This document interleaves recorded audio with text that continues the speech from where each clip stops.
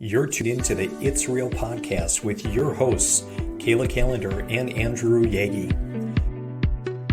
Each week, we'll talk about what happens behind the scenes working full-time in real estate and share with you real-life stories, our successes and failures as we work to help consumers and industry professionals reach their real estate and real-life goals. Here we go. Episode 6 of the It's Real podcast. Welcome. I'm Andrew Yagi, and I'm a real estate agent. Hi, I'm Kayla Calendar, and I'm a mortgage lender. Kayla, another week, another episode. What is new in mortgage this week? Oh, man, what's new in mortgage is rates have been pushing up a little bit. So we will see what happens when that CPI report comes out again shortly here. But we're seeing a little pressure in terms of rates, but we still have very high hopes that rates will settle down here as the year progresses. Unfortunately, right now, they're just a little higher. Yeah, absolutely. I'm seeing kind of on the real estate side, just connecting with more and more sellers or more prospective sellers and buyers as well, just as they're kind of, pondering what do my goals look like this year. Mm-hmm. And so really meeting with individuals, getting their homes ready for sale, taking photos. And we're starting to see even more inventory, which is really great for those that are looking to buy. Mm-hmm. So, Absolutely. Absolutely. So last week, Kayla, we talked quite a bit about new construction, and as we've been having some inventory issues, talked about how more individuals are starting to consider new construction, and you very eloquently highlighted, a lot of different options, and I shouldn't say options, but just that there are, great financing options and some of the intricacies. That are involved with new construction. And so this week, we're going to kind of pick up where we left off there and kind of talk about lots and land. And Kayla, I think this is a great thing to talk about because just last week, actually, right before last week's episode, I had someone in my office who I've been visiting with for a while, and they've been actually looking for the perfect lot to build their dream home on a lake. And, just really kind of not knowing, where to look. And one of the things we see a lot that we'll talk about before financing is restrictive covenants. Do you deal with that much or probably not very much on the lending side? Not at all as a lender, I don't. Yep. So it's something that probably doesn't come up a lot, but basically what restrictive covenants are for those that are listening are individuals who have maybe taken a larger chunk of land and have subdivided it for building of homes. They've said, hey, I want to build my home here, and I kind of want to control the parameters of what's going to be built here. I don't want someone next to me having a seasonal camper or someone having a manufactured home that's not permanently attached. And so they come up with these restrictive covenants saying, hey, the house shall have at least 1,200 square feet on the main level. And maybe, architecturally, it has to look a certain way. So those are a big consideration, when it comes, to an individual looking for a lot or land, especially Kayla, as we get into the lakes area or as someone's looking for something recreationally. We are definitely seeing, like we talked about before, inventory not where we'd love to see it. So people are starting to say, okay, well, what would a build look like for me? What would it look like if I went and purchased land? Well, what's involved with that? What if I want to build? Does the builder carry that financing? Does the builder carry the lot? And truthfully, there are a ton of different ways that a person can achieve their dream of building on the lake, building within town, building outside of city limits.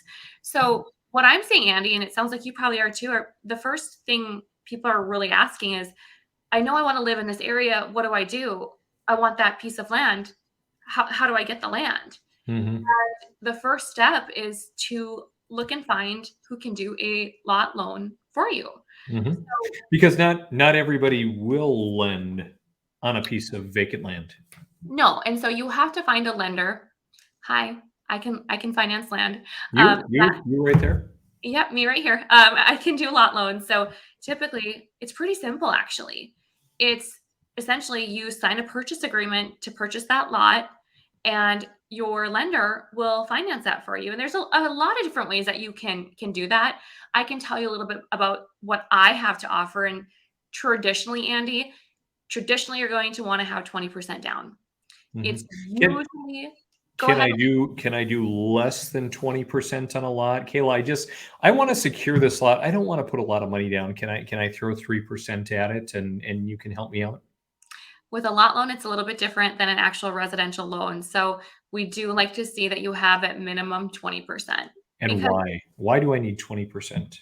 so the 20%, well, and that could vary from lender to lender, but if the goal of your lot purchase is to build, the great part about building is you get to take that lot equity or what you put down and roll that into the next loan. And so if you're building, you probably want to have a little bit of skin in the game. So with us knowing that you're going to be building on it as that's the goal, we want to make sure that you're putting in a little money up front because we know what's going to happen. We know you're going to probably have a construction loan that you're going to have to carry the financing, handle all the draws and the bids and the subs. And that can be a little bit difficult, I'll be honest, to be able to carry that. Or your builder is going to carry that financing for you the whole way through. And in that case, you typically are going to have 5% down on a traditional loan anyway, as a rough average.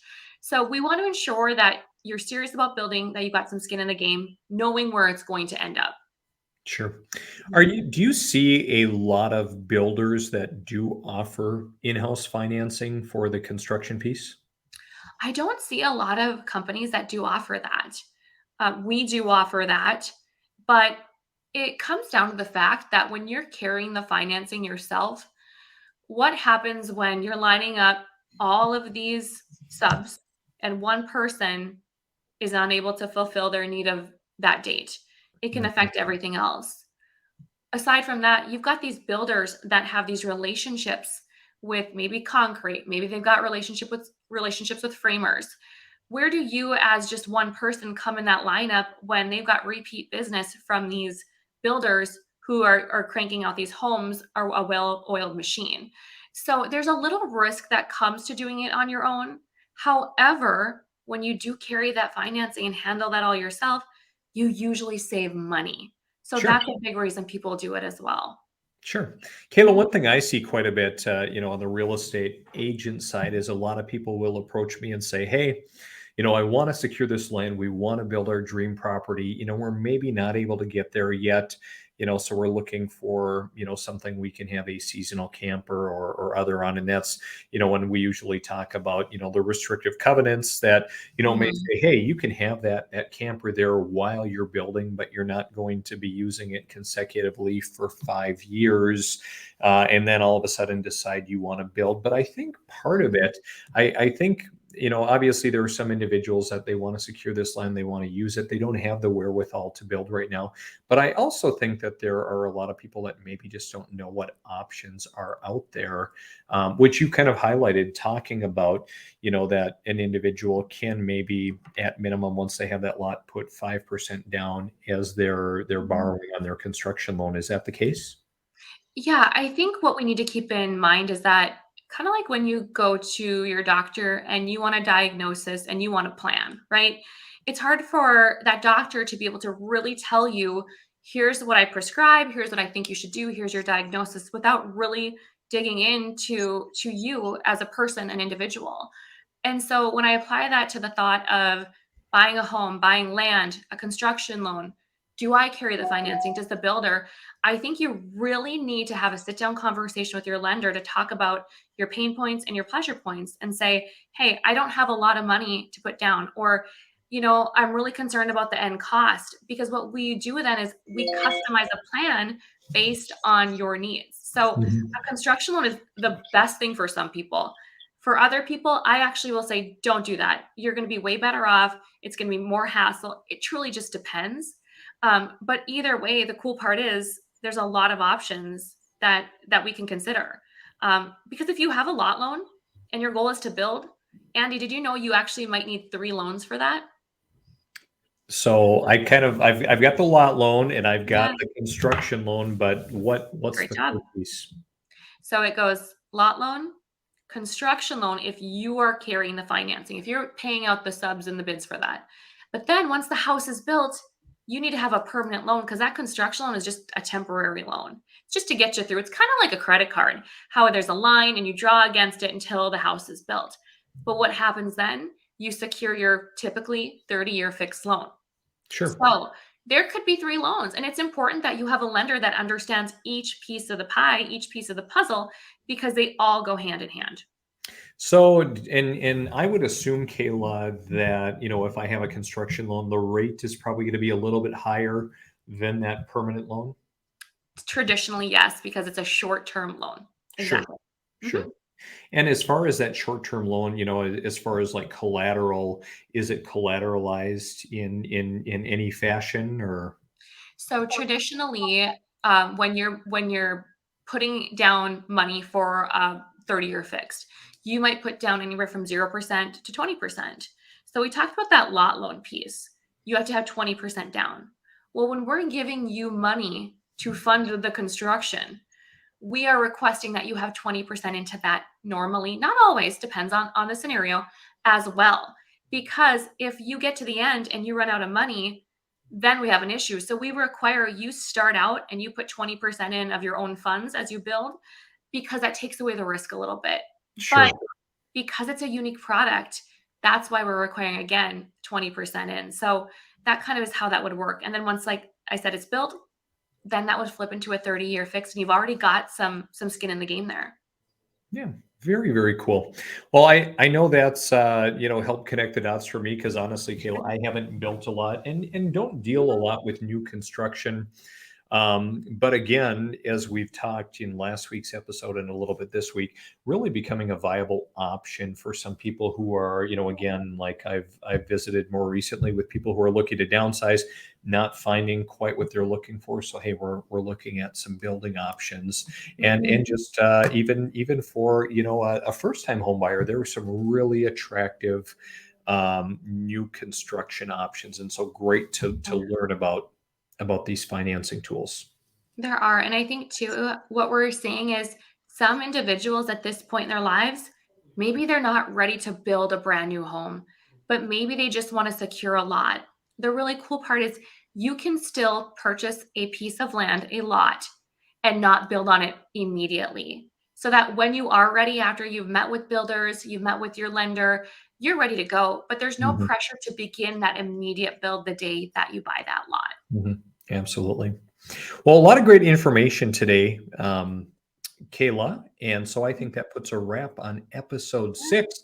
Of course, if anyone has questions about lots, land, new construction, or anything else related to real estate or lending, please reach out to us. Always a pleasure to have conversations, both with consumers, Kayla, and even other Mhm. industry professionals. Mhm. It's always great to be able to connect not just with those consumers that are looking for help, but also other industry professionals because we all are seeing different things, different clients, different scenarios. So it's an Mhm. opportunity for us today to share and connect as well.